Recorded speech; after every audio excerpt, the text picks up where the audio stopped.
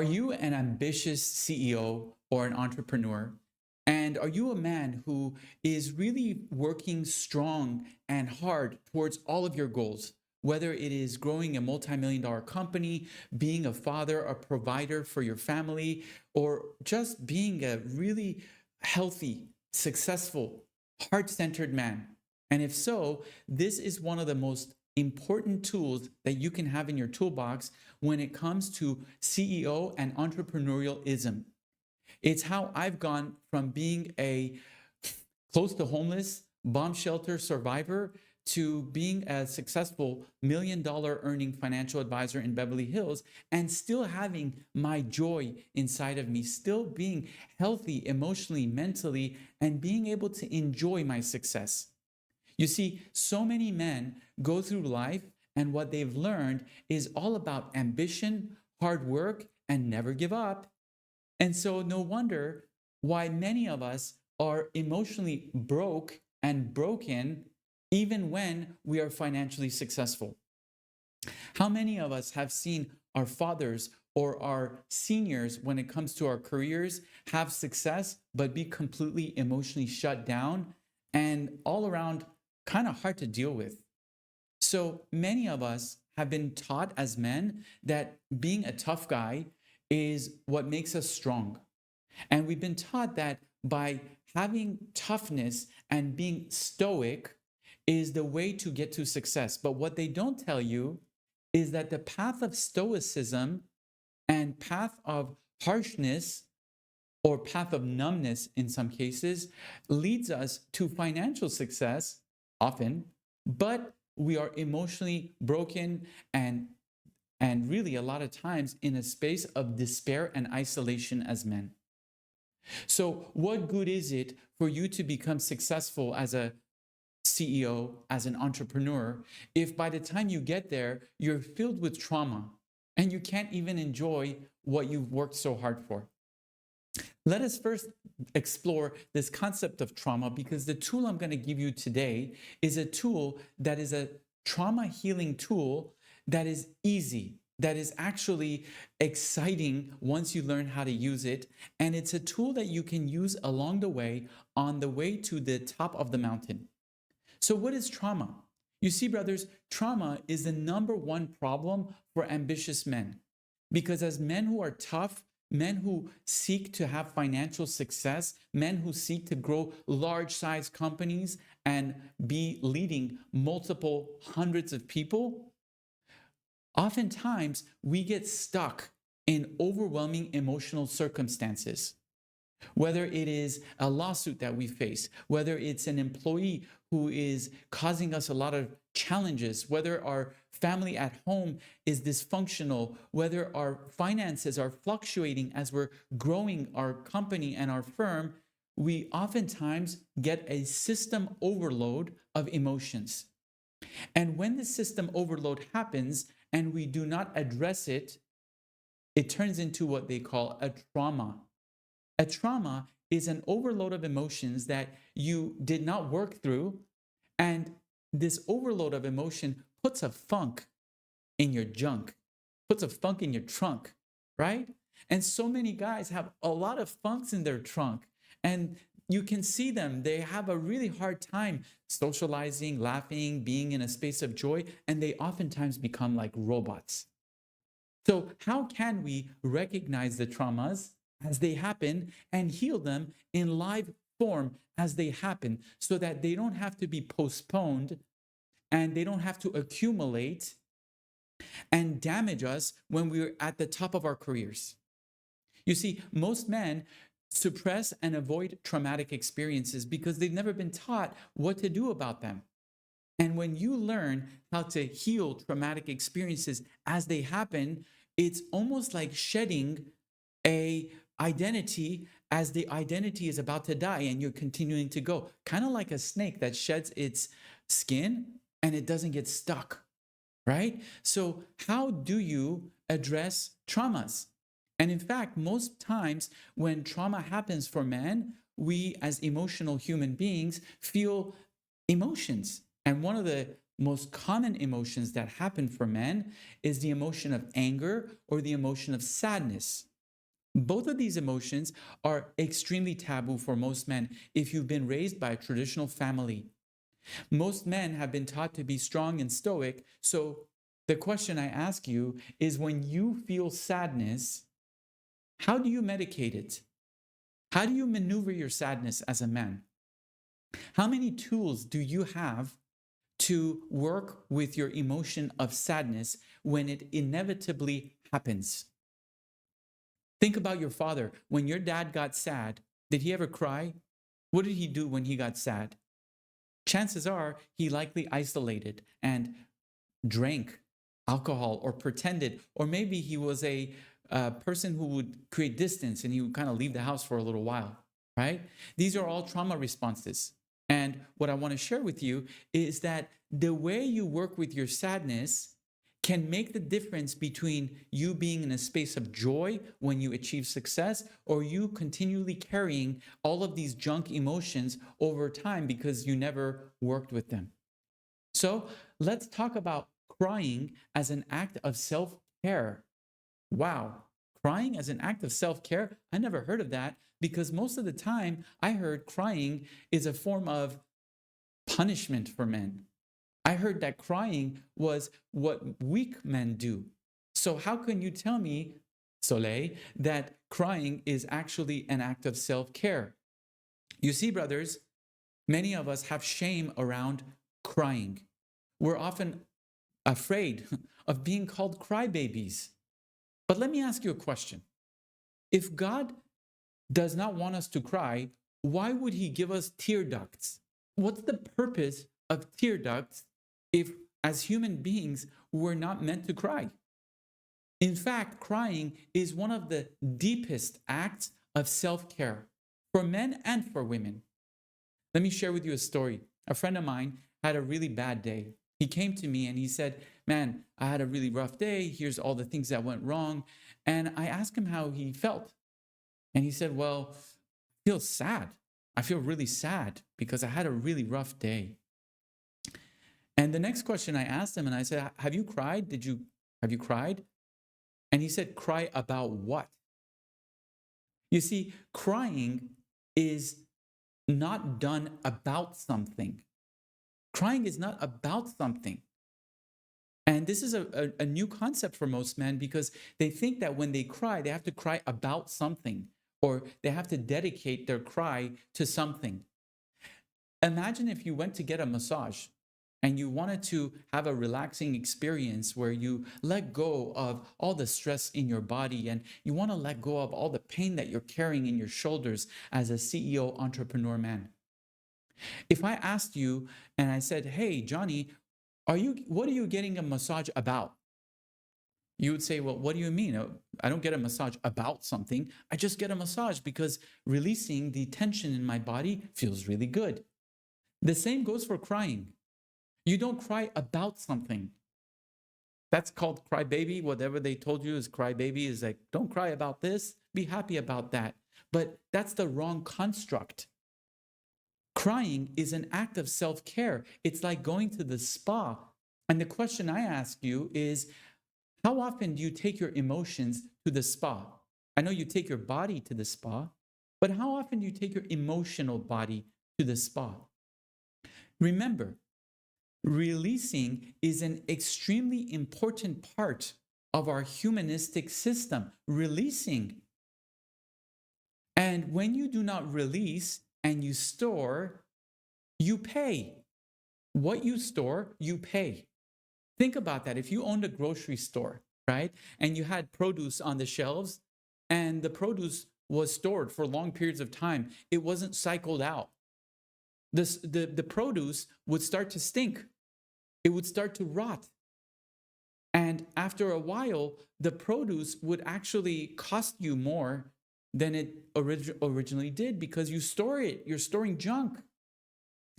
And crying for men, especially if you're an ambitious man, is an important part of releasing. Because when you do not release, you store. And when you store, you pay. And here's how you pay. You store emotions. Most of the times you have less emotional capacity. You have less joy. You have a shorter temper. And oftentimes, when you store a lot of emotions, including sadness and anger, what starts to happen is you start to disconnect from your family, your friends, your employees. This is otherwise known as isolation. It's the number one killer for men. How isolated was your father? Because he stored so much. And you, my brother, is no longer an option for you to store, because when you store, it's heavy. How can you climb the mountain of CEO? How can you climb the mountain of successful entrepreneur when you're storing tons of shit on your back? And so this is a technique, an advanced technique for successful men to release, to rejuvenate, to revitalize, to recharge their emotional system, so that when you go to work, you're clear, you're ready, you're available for your clients, for your employees, and for your friends. You see, men have so much shame around releasing emotions from their eyes and even from their mouths. So the question I ask you is, where do you usually release from? Where do you usually release frustration and anger from? You see, most men, 9 out of 10 guys, release emotions through one hole. You guessed it. It's the penis. Because so many of us have never been taught to use our other portals. Have you ever noticed that when you have a really frustrating day, when you actually get a lot of anxiety, you often come home and you either do one of these three things: you open a bottle of wine, or you go to your bedroom, you watch porn, or you crave and seek some kind of a sexual experience because you have all this energy inside of you that you want to release. Let me tell you, I was one of them. I have a multi-million-dollar financial advisory firm in Beverly Hills, high stress environment, a lot of clients, a lot of pressure. And oftentimes when I was extremely stressed and I didn't know better, I would go home and watch porn and masturbate and smoke weed and drink alcohol. And when I looked around to the other financial advisors, everyone did the same thing. And I realized all of them were emotionally broken. So my question to you is, instead of releasing from your penis, how often are you willing to release from the other two portals that you have available? You see, we have three portals of release. One is our eyes. Most men do not release from their eyes. Two is our mouth. How often do you express your sadness through your mouth? By talking about it, by sharing, hey, I'm feeling sad right now. I've had a really rough day and I don't need anybody to fix it for me, but I just want to share my sadness so that I'm not isolating, I'm not hiding, I'm not pretending. And you'd be shocked that when you express your sadness through your mouth, how deep your connections, how authentic your connections become. Especially when you take ownership and you say, hey, listen, I don't need anybody to fix my sadness. I also wanted to share it, not because anybody needs to burden it, but because I don't want to be alone and hide it. Our third portal is our penis. Most men release stress, anxiety, and sadness through their penis.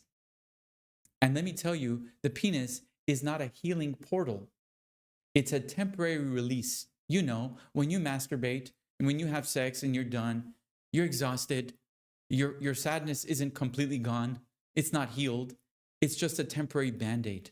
So how can you heal the sadness? How can you get rid of it? Through the eyes. And let me talk to you here about the biology of crying for men. Did you know that crying is a form of release that helps your body biologically detox? Yes, literally, your tear glands are a source of releasing toxins. How often do you use your tear glands?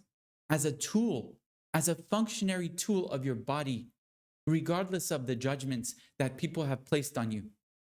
When you feel sad inside, my brothers, you release certain hormones and you have a cortisol release. And these negative hormones that are released in your body when you're under stress or when you're feeling sad, they could make a huge impact in your memory, in your behavior, in your blood pressure, in your stress. Now, if you go to any Tony Robbins seminar, what they'll tell you is to work harder, to be more ambitious, to strive, to never give up. And you know what, guys? That is great. But what happens when you achieve the high levels of success, where you know you're ambitious, you know you don't give up, but you got parts of your body breaking off, you got damage all over the place? Is the solution to work just harder? Or are there tools that you can use, like a surgeon, to be able to shift out of these emotions that get you stuck in lower level frequencies? And crying is one of them. This is why many men are overweight, because stress reduces your metabolism. So, what do I want you to do? I want you to really consider this act of crying as a tool, as a technique. And when we cry, what we're doing is we're practicing self-intimacy. Self-intimacy, not punishment. Self-intimacy. How intimate are you as a powerful man with your own emotions? If your intimacy only goes as far as sexual intimacy with women, you're not that intimate of a dude. An intimate man is a man of courage, is a man who's willing to explore his own insides, is a man who's willing to take ownership of his own emotions. And by the way, if you don't know how to do that, we got a video on radical ownership, how to own, how to not hide, how to not conceal, how to shine your light. So why is it that women cry more often than men do? Have you ever wondered that? Have you ever wondered why women cry more often than you? Is it because they have a different hardware system? Because we both have the same tear ducts? Or could it be that women have a different software downloaded that lets them know that when they cry, they're actually healing themselves? They're soothing themselves using the hardware that you and I have as men. Are you willing to use all of your hardware? Or are there certain parts of your hardware as a man that are taboo for you to experiment with? And crying is one of those hardware mechanisms that you can use to really elevate yourself as a successful, powerful, heart-centered man. You see, when it comes to women, women are in acceptance of their emotions. They've been taught to accept emotions, meaning when they feel sad, they're not resisting the sadness.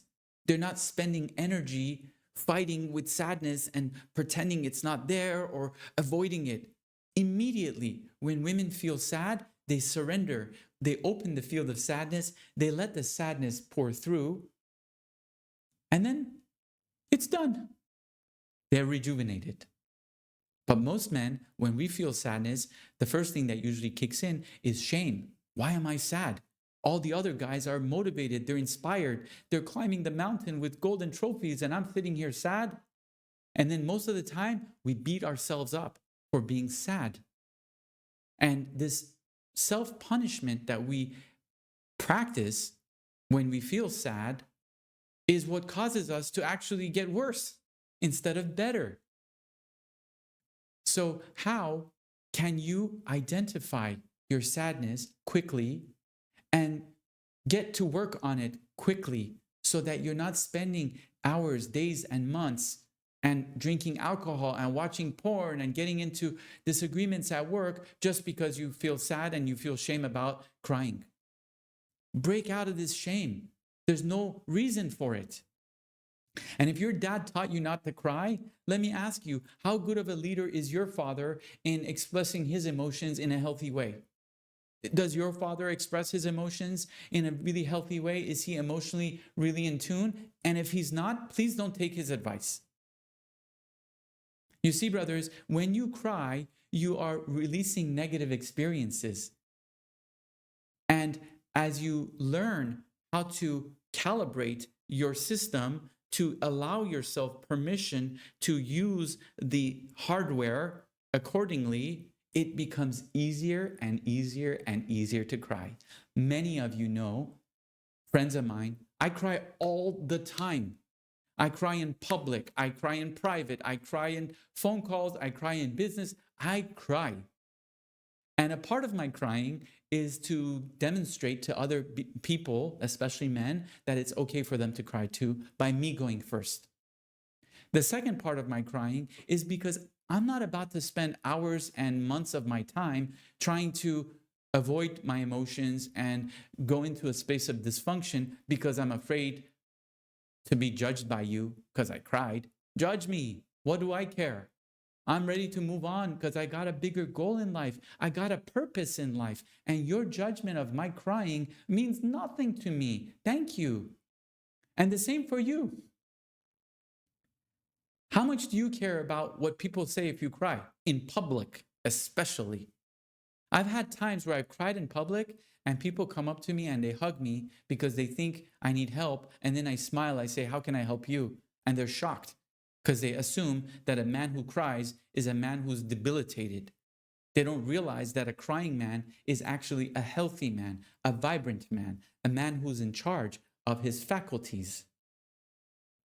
You see, brothers, crying is such a gift for men. And it's a gift, a tool that's been put away over the years. And no wonder when you get to your highest level of success, if you got all this baggage, if you got all this trauma that you never addressed, what good is your success if you can't enjoy it? I was 34 years old. I had worked for 20 years to become financially successful. At 34 years old, I was making $1 million of personal income. I was financially rich by all definitions of American society, but I was emotionally broke. Emotionally broke. How many of you would trade financial success for emotional brokenness? Not me. I'm not doing that again. So learning how to regulate my system and knowing how to, in live form, heal my traumas so that I don't have to wait 2-3 months or 5 years or 10 years to go back to the trauma. I heal as I grow. And I do what I tell you. I don't store, because when you store, you pay. And I'm a Persian Jew, and we don't like to pay. We don't like to pay. Right? So I'm not storing. I don't care what people think of me. I will cry with love, with joy, with celebration. I will share my tears with anyone and everyone because I know that men who don't cry, they're struggling. In fact, brothers, crying is a form of purging. And unfortunately, most modern men have not been taught how to purge correctly. And so most times when you see a man purge, you think about a man who has drank so much alcohol, he's so intoxicated, he's vomiting because he's purging. That's not a healthy purge. Or you express yourself purging through your sexual organs. That's a form of purge too. And only you get to tell me how healthy that is for you, whether you're constantly purging through intoxication or through sexual release. Is that really a healthy purge? Is that something that is rejuvenating you, or is that something that's depleting you? And so the question I have for you is, how do you consciously purge things? How do you consciously purge things? Do you avoid or do you purge the toxins in your life? And when I'm talking about toxins, I'm not just talking about emotional toxins. I'm not just talking about biological toxins. I'm not just talking about family toxicity. I'm not talking about employee toxicity, work toxicity. There's all kinds of toxins around. And if you don't got the tools to purge and rejuvenate, you're constantly bombarded with trauma. And no wonder it's hard to enjoy your life and be in purpose and have a fulfilling practice in whatever career you're in. Think about anything from a toxic relationship to drugs to sexual habits. All of these need to be purged consciously. And this crying is a method to do that. So if you're a CEO, if you're an entrepreneur, and you have high levels of anxiety and stress due to the type of family structure or career structure you have, it's extremely important to learn how to cry. As hardworking, ambitious men, we oftentimes get stuck in the anxiety. And when we get stuck in anxiety for long periods of time, it becomes depression. Depression is when you are depleted. I call it depletion. Depletion is you're emotionally drained, man. There's nothing left to give. And no amount of money pleases you anymore. And so you start to wonder, what's the point of all this? Have you ever experienced feeling trapped in your success as a man? That is a form of depression, and it's a form of depletion. And depletion happens when you store. So where in your life can you release in a healthy way, in a vibrant way, in a courageous way where others start to follow you? Here's your homework. Your homework, if you choose to accept it as a man, is to practice the art of crying. This is a form of self-love. And I want to share with you a couple practices that I have and then talk to you about how you can experiment with this tool, because it's a Swiss Army watch and you're climbing the mountain of success. So the more you learn how to use this Swiss Army knife, not a watch, the more you'll be able to get to your level of success with joy. Okay? So the first thing I like you to do is I like you to become more aware of your sadness. Ask yourself, am I feeling sad right now when something goes wrong? And if you are feeling sad, it's okay. Own it. Ownership is about saying, hey, I feel some sadness inside of me, and that's okay. Like, I'm not a bad human being. I feel sad. So number one is acknowledging the emotion. Number two, see if you can talk about it. If you're married, if you have a spouse, even better. Have a conversation with your woman or your wife. Hey, I noticed I'm feeling some sadness around some things that happened today, and I'm sharing this with you, not to put it on you as a burden, but so that I don't have to hide it. And there's nothing you need to do about it. I just want to be exercising my expression through my portal of the mouth. And I want to share with you some sadness that I'm feeling. That's all. And I'm grateful to be able to share this with you because I don't want to hide it by myself. I know that I can isolate myself when I feel sad or when I feel scared or when I feel angry, all of the above. 3, get in the shower. The shower is one of the safest places for men to practice crying. Why? Because in the shower, it's almost what I call an anonymous cry. When there's water all over the place, and when most men feel self-conscious about tear, well, get into water. Get in the shower and see if you can allow yourself to cry. It's a purge. And there's no one thing that you need to cry about. It's the sadness that you're looking to release through your eyes. And at first, it might be a little awkward. You might be self-conscious about it. Like, what am I doing here? Same as masturbation. Do you remember the first time you masturbated? You're like, does this thing work? Am I doing it right? But after a while, you're like, oh, I know how to enjoy it. The same with your tear ducts. Are you able to practice opening up these channels so that you can release toxins? And doing it in the shower allows you to just go for it and cry. And even if it's just one tear, it's beautiful. There's nothing you need to cry about. Crying itself is an act of self-care. So are you willing to give yourself a chance to care for yourself at this level as a powerful, ambitious man? The fourth tip that I have for you is something I call the crying meditation. I did this once as an experiment with myself. I decided that every night I would place a candle in front of me and put a bowl of water representing my tears. And every night I would sit there in a meditational posture and I would recollect any sadness that I felt throughout the day that I may have not been able to express in the moment. Sadness that I've been collecting or storing. See if I could tune back into it. And I would take some time and feel that sadness. Oh, yeah, I remember earlier today, I had a disagreement with someone. That made me a little sad. Wow, okay. Anything else? Oh, there was a situation with my fiance that, wow, that got me a little sad. Oh, I'm collecting all the sadness. I'm remembering it so I don't store it. Great. Now I'm going to sit in front of this bowl of water and I'm just going to see if I can cry. And I would practice the crying meditation, allowing my tears to flow. I did that for 30 days. I can't tell you how life changing it was. Because when you start to allow your hardware to work, it starts to work on autopilot. Then you don't need to put a lot of energy behind it. Imagine how your life would be if all of the sadness that you felt never slowed you down because you had an exhaust pipe to release it in a healthy way instead of releasing it through porn, through smoking, through drinking, through fighting. Get your nervous system to regulate and allow the tears to flow.